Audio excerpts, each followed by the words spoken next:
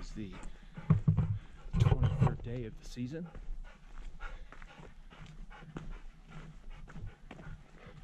Today we thought we'd take a little hike up Shavano.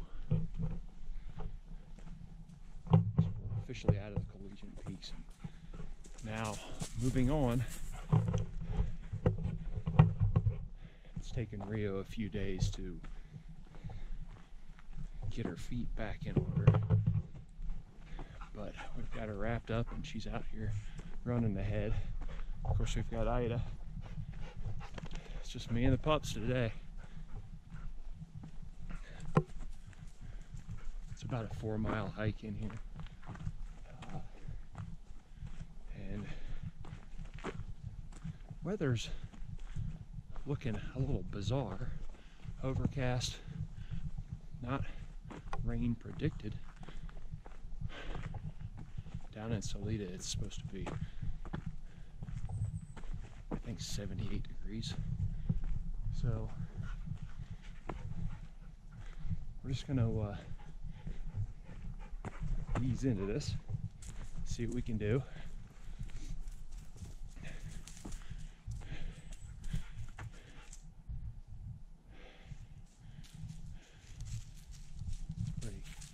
Pretty forest down here in the bottom. Got to get the lungs and legs warmed up. Here we go.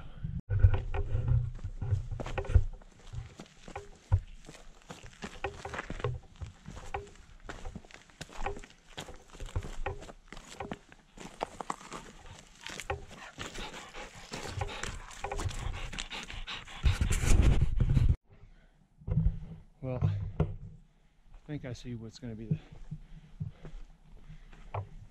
stopping point on Shavano already. We're not a half-mile in, maybe a little bit more. And maybe you guys notice, so Shavano, compared to the peaks that we've been hiking before this, is further south in Colorado. And there was supposed to be a creek somewhere in here. We need surface water. 4 miles, 2 dogs. When I'm hiking with guests or hunting with guests and they're carrying backup, we have enough water. So unless we reach surface water at some point, with the day being as warm as it's supposed to be and the conditions up here being as dry as they currently look, the surface water is going to be the limiter. If we don't get water for the dogs by the time we bust tree line, then we're probably in trouble for a summit. We'll see. Maybe there'll be a pond or something up there that's got some snow melt on it, but that's kind of the way I'm thinking right now, is 78 degrees down at the base, but later this afternoon, and no water is going to be trouble for us. Ida's already coming back multiple times, sucking down the water that we've got, so we're going to have to really watch our water intake.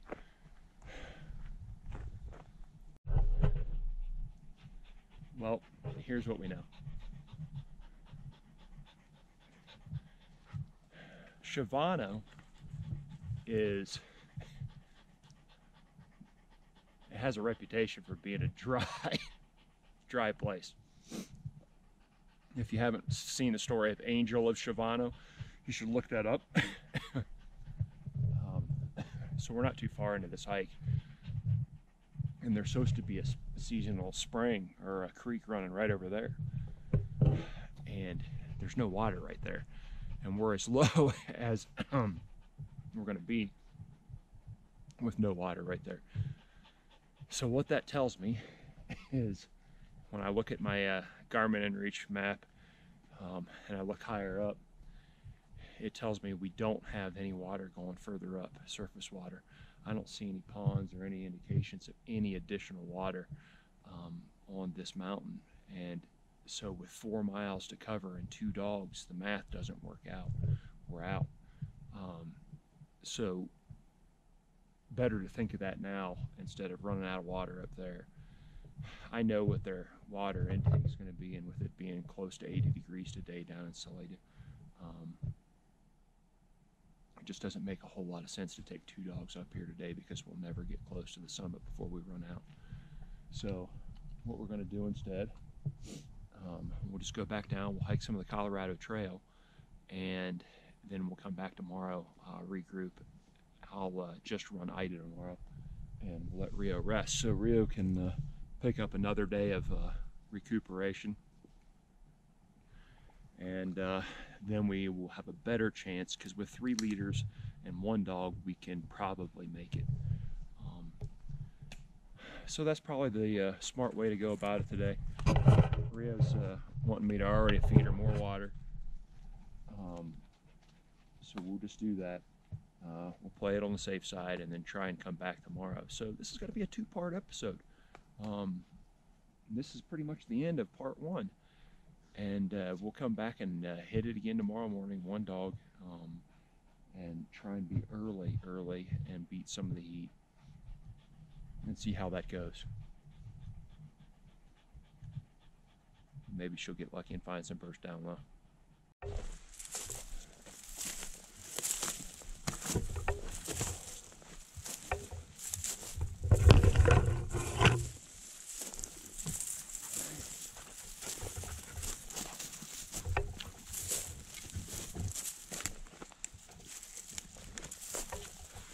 Rio, this way.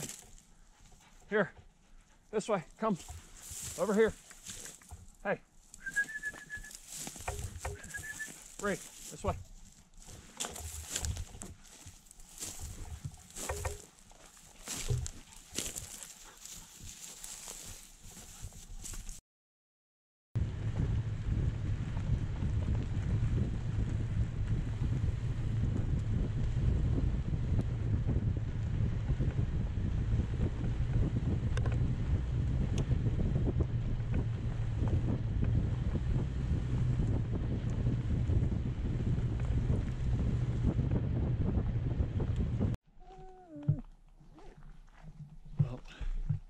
Here we go, part 2 of Shavano.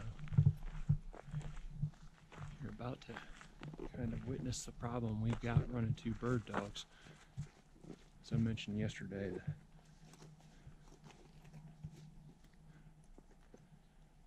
this mountain seems very dry.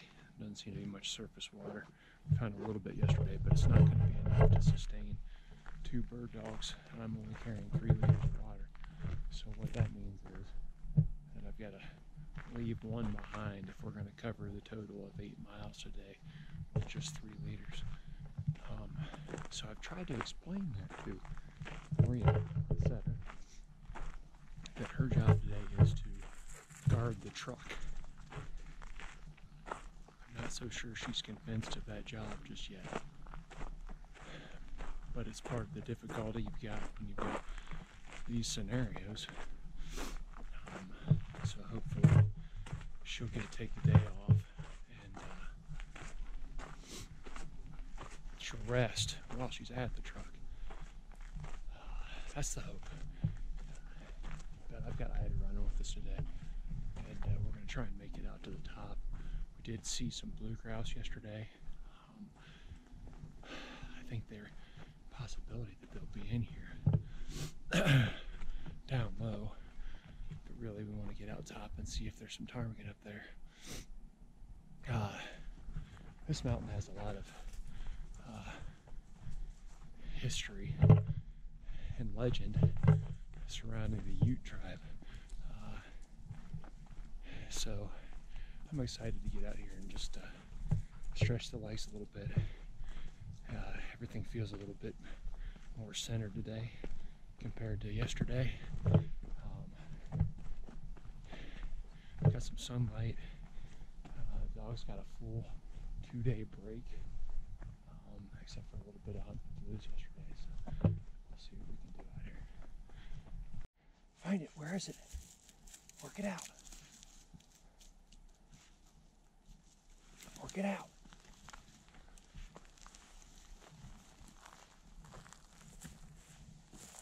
it out.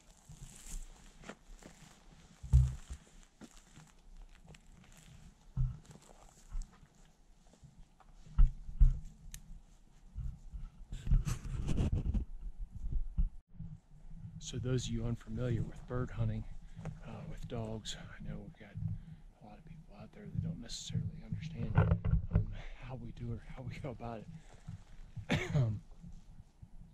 A large percentage of what we're doing is we're watching our dog's body language.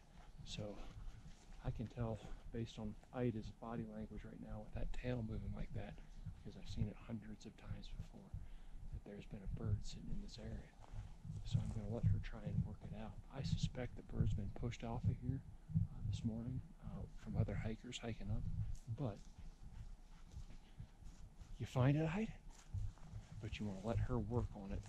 So that's what I'm doing. It may just be down here in this little cut, so we'll see if she can find anything more. Find it! Where is it? Hunt it up!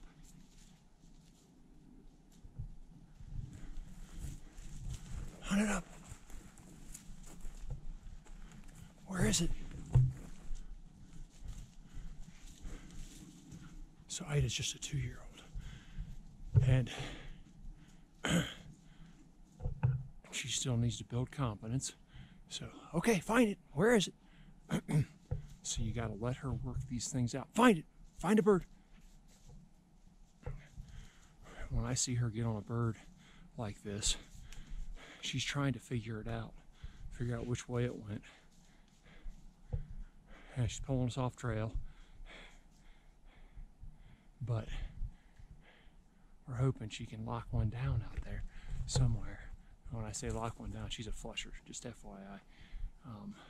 There is a difference between Rio, who will point a bird, and Ida, who is going to flush it. So she's trying to work this out in this deadfall tree. I assume this bird was probably up here roosting this morning. Where is it, Ida? Come on. So we just give her some time. It gives us a break from climbing, and we kind of both try and figure out where this bird is going. Find it, babe. Hunt it up. It's a really good example here of why it is that we're utilizing trails to get to the elevation. As you can see, lots of standing beetle kill and lots of trees snapped off.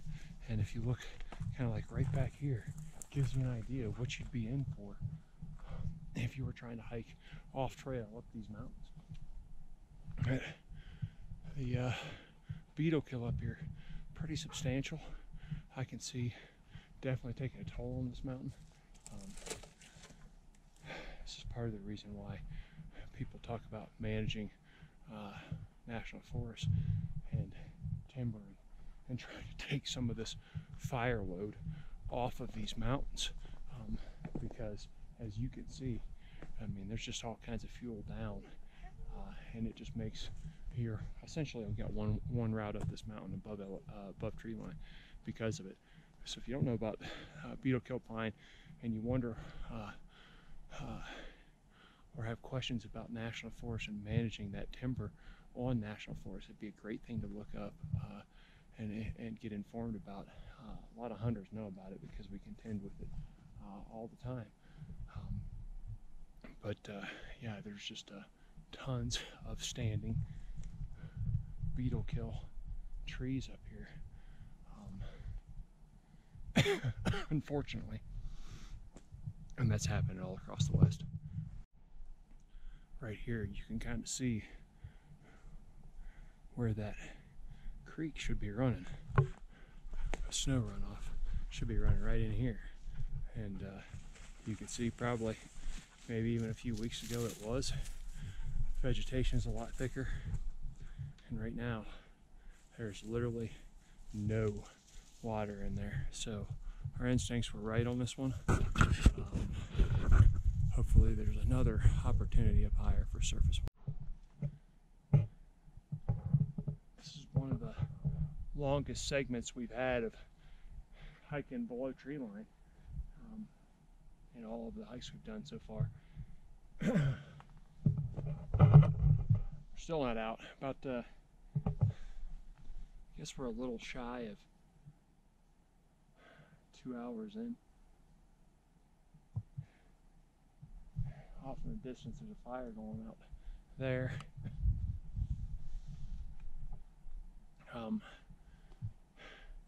And we're probably right about halfway right now. You can kind of see what we're headed to.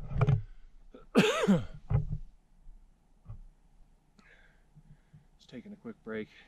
Really having to meter water. Ida's thirsty. It's getting warm. I'm thirsty too. I really hope that we hit a creek up here somewhere, because that's still going to be the problem today. We'll see what we get into. Once again, Ida extremely birdy up here. Just gives us hope for a couple of things. If there's birds up here, there's got to be water somewhere up here.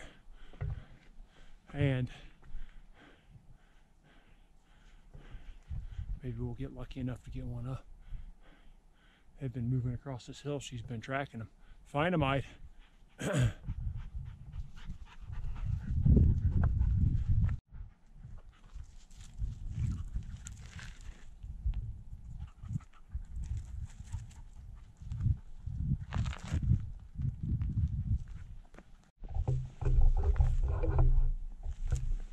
Find it, Ida.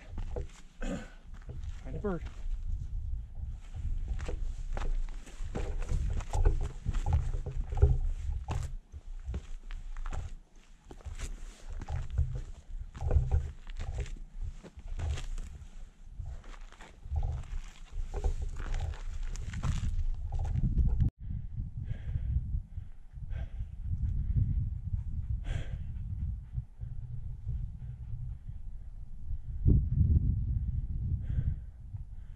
The view of what's left. You can kind of see the line up there in the saddle. It's going to be the trail and then to the top, if we don't run out of juice, right? What's crazy, we just had 3 blue grouse flush from up here. I don't know what they're doing up here. I shot at them, but they were going 110 mile an hour crossways. I didn't put enough lead on them. That's wild. We're well above 12. And they were up here sitting right off the trail. The hope is there's another one up here that didn't fly with those. There was 3 of them. I have absolutely no idea what those birds were doing up here so high. Ida's down here working where they flush from.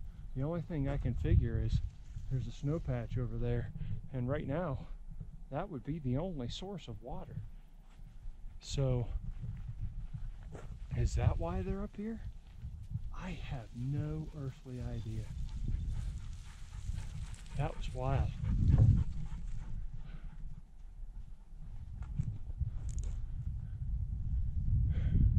Kicked Ida back into bird hunting mode. Unfortunately, she's also using a lot of water when she does that. I mean, she's right over there where they flushed from. They probably flushed wild from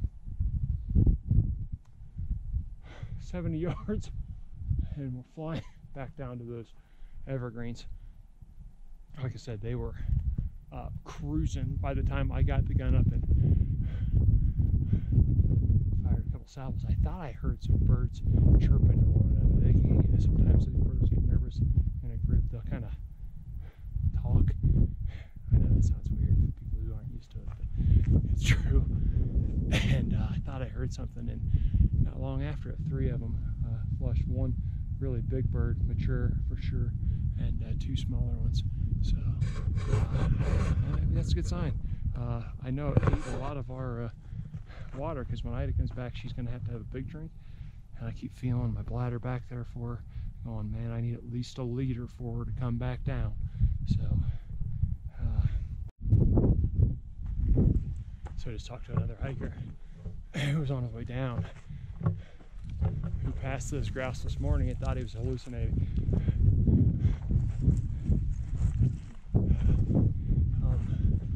Weird part is, it must have gotten triggered by Ida. Not that that's weird in general, but looking uphill here, man, there's something moving pretty fast. It's got a black tail and it's way off trail for a dog, if it would be a dog. So that doesn't make sense. So I'm not sure what I'm looking at right now. It was moving left to right, so I'll keep you posted if I see it again. Yeah, that's super weird, but would explain why those grouse were on alert. But it looks like we may have another hunter up here. I'm just not sure what it would be. Not a human hunter. All right. Ida is really stretching it out over there. So that tells me she believes there are birds. We're definitely in ptarmigan country.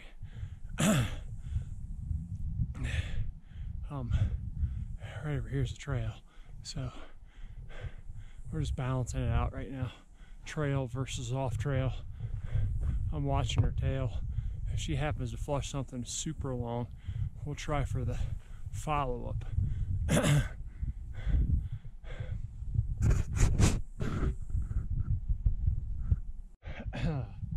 Well, we've made it to the saddle.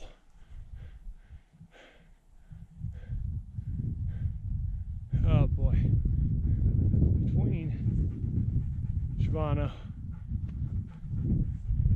and, let me butcher this, Tobigashi, and really at a decision point. The rationing of water, and because there hasn't been any surface water, and the hope was just maybe there'd be a little bit of surface water up here that we could replenish, but it's taking its toll now. Yeah, I gotta actually look at the map. I'm not exactly sure that's Tobigashi. That one might actually be further out past this one. So maybe we can find some shade, get out of this sun exposure, and then make a decision upon beyond that. But I'll tell you, this may be it. I'll let you know in just a little bit. I mean, it's beautiful up here, and you almost hate to give up once you've come this far. But I've felt how much I've got left for Ida, and I know I need about 1 liter left for her on the way down. Because I use my water as a backup to hers. I've only got 6 ounces in 4 hours, so that's a tough one. We're going to sit down here for a little bit and kind of think things over and see if she cools off a little bit. This flat up here looks really good as far as hunting goes, but again, you need some kind of water source for the birds, and we haven't seen anything, so I wouldn't be real hopeful that there's birds up here in the saddle. All right, let's think this one over. Well, I'm going to sit in the saddle here for a little bit.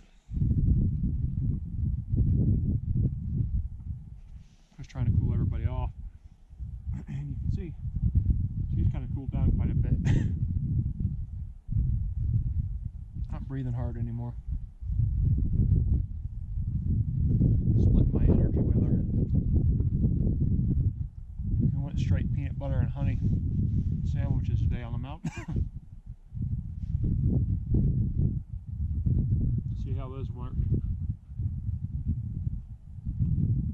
the trail kind of up there to the left. I figure we've got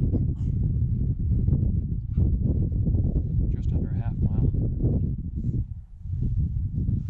Checking her water.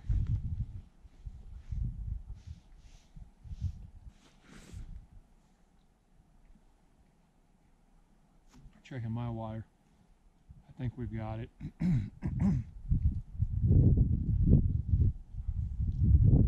Anyway, risk and reward. Lots of things come into your head while you're up here.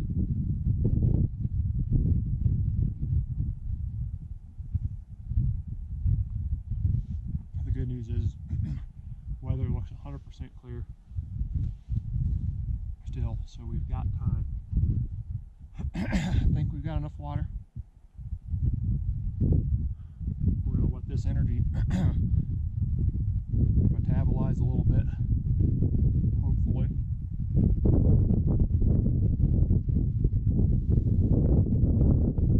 And we're going to keep going. Maybe if we're lucky, we'll get up there.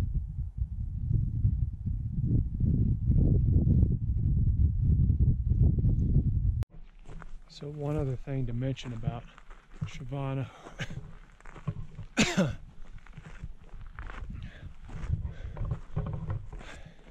Up here at the top used to be a mining lease, and that would have blocked access to the summit. I can read about this down signage or online.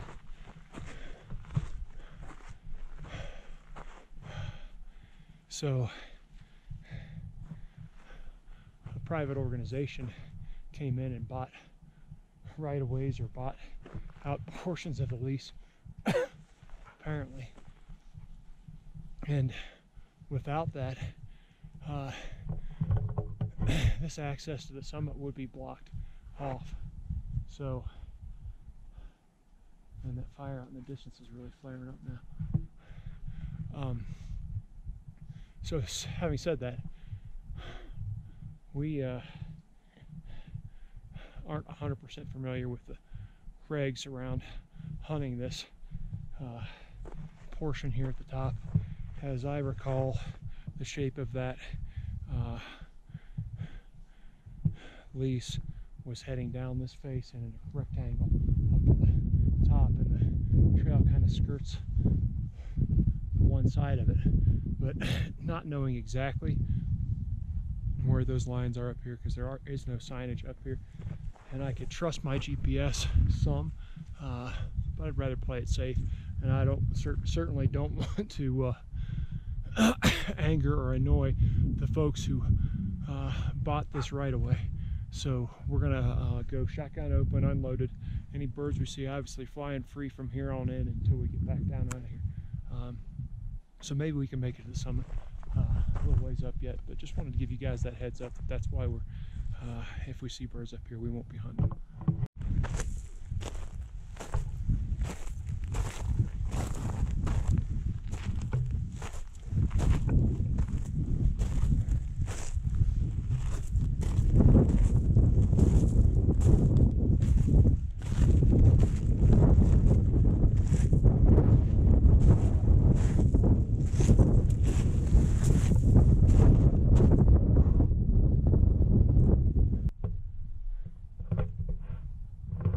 This last section up here, probably the last 500 vertical. A lot of bouldering, trail not more great, and really pushing ourselves.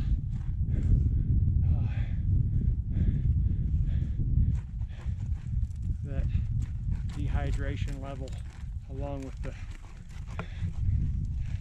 decision-making process, is real right now. I just try to dig in. Hey, that's enough. We're just going to get to the top here in a second.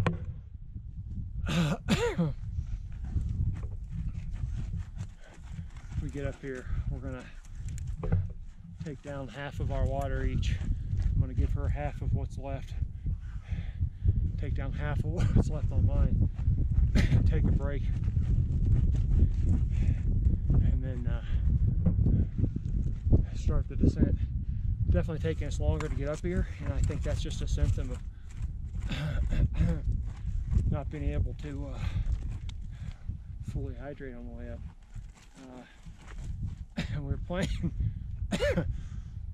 we're playing a pretty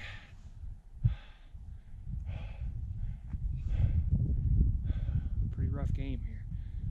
I'll be honest with you, this is close to the edge. I've talked about it with all my friends who've been on the hunts earlier, and I may have mentioned it in a previous episode, but you're what these 14ers do for you when you're doing them the way we're doing them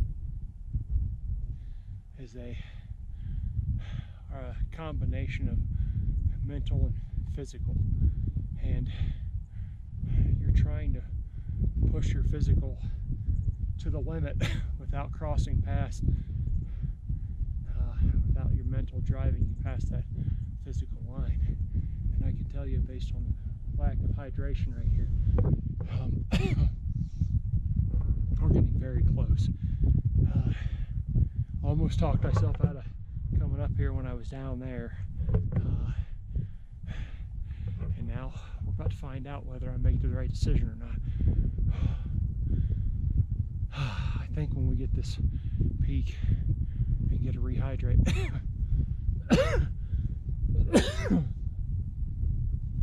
it will, and a rest in will be good. But yeah, this one's a challenge. I think it's challenging too. Well, we made it. That's about as far as I want to push our limits, I think. At this point, I'm going to give you the quick 360 just so you can take a look around. It is pretty magnificent up here, but what a challenge without water and surface water. It's one thing if you're going light and it's just you. It's another thing if you've got a dog with you and they're carrying gear, and I can tell you that it makes a big difference pushing that weight uphill.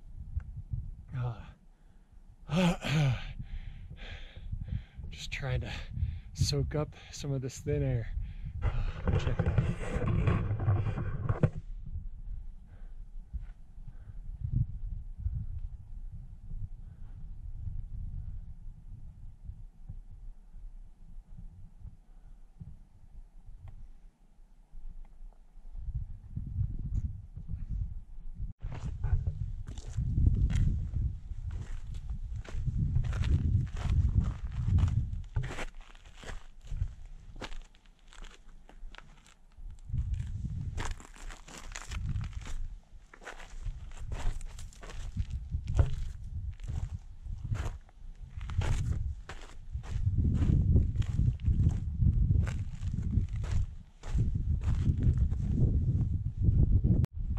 Shavano is a really good example of a mountain that's on the way down. You have to be careful. I've said it before, but let's reiterate it here. You've got a lot of loose rock on the trail and around the trail. And after you get done summiting, there's this sense of elation, and you got to start heading down. Your body's tired, your brain's tired, and you can kind of forget to pay attention, and all it takes is one misstep on one of these loose rocks and you're still 3 miles from the truck. So you really, I've said it before, but on these downhills it's almost tougher than the uphills in some ways, because you just can't mentally let up. You have to continue to pay attention. But we have made it off the bouldering section. That feels good. A little bit of relief there. And now just a long haul out. Ida's still got a little water left. The good news is she'll hike with me now that we're going down, and she figures kind of we've covered this territory. She will hike and heel most of the way, unless she smells something. The wind's actually coming uphill into our face too, so that'll help her a little bit.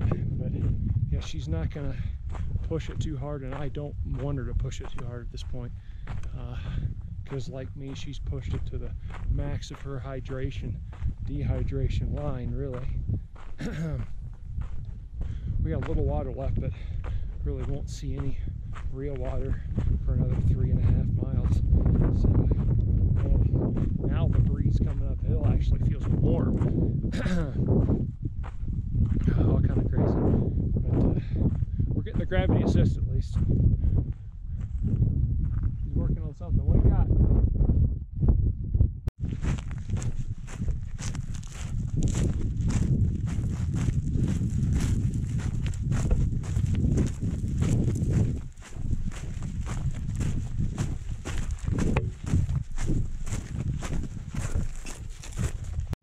Hoping to get out around this corner up here a little ways and get some shade. It'll just help. I mean, the sun doesn't feel particularly hot, but you can see the heat waves coming off the side of the mountain here. And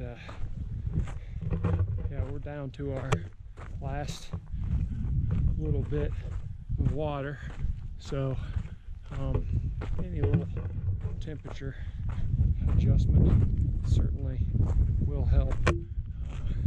Hopefully we get out here around the corner and into the trees again. We'll be back on the cooler side, and that'll certainly help us out. Keeping it together okay. Been taking my remaining water and just, you know, taking small sips occasionally, and that's knocking down a lot of it. Still probably not functioning at 100%. So you just got to be careful when you're running that line. It's there, and I'm doing the same thing with Ida. She's got a little bit of water left too, and every now and then I'm just stopping and giving her a splash. So let me get back over on shady side here, and that would certainly assist them. So. Well, here we are, back in the flat stuff. Just a quarter mile to the truck. You know, I'm out of water. Ida's almost out of water. She's definitely tired. She's been at heel for the last mile. And I'm not telling her to, she's just doing it. I learned something on this hike besides the maximum distance we can go on water. I'm at a big time calorie deficit too. What I had last night for dinner was fine, but it was cold last night at camp, and my body was using that to burn and stay warm. So I can tell I'm really at a low blood sugar right now, and just trying to push through both that and the dehydration. So you know, been a good learning experience, honestly, and this is a really fun mountain to hike. If you come with dogs, just be prepared. You're going to need a lot of extra water this time of year.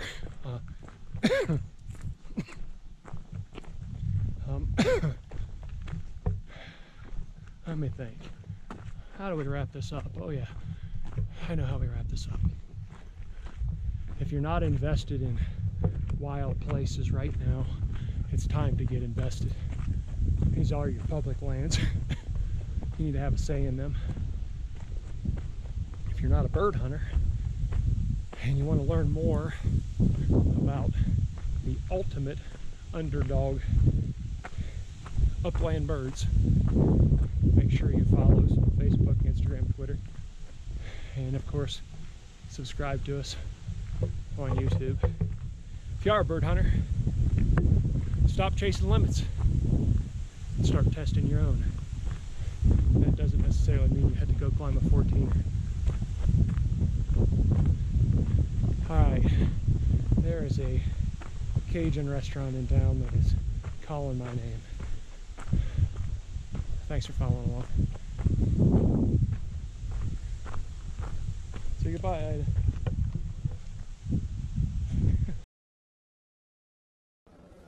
Hey, I do not know what you are doing, but we run around entirely too hard in these videos for you not to subscribe. So, subscribe. Then watch another video. Then send me a biscuit. No, send us a biscuit. No, send me 2 biscuits and her 1.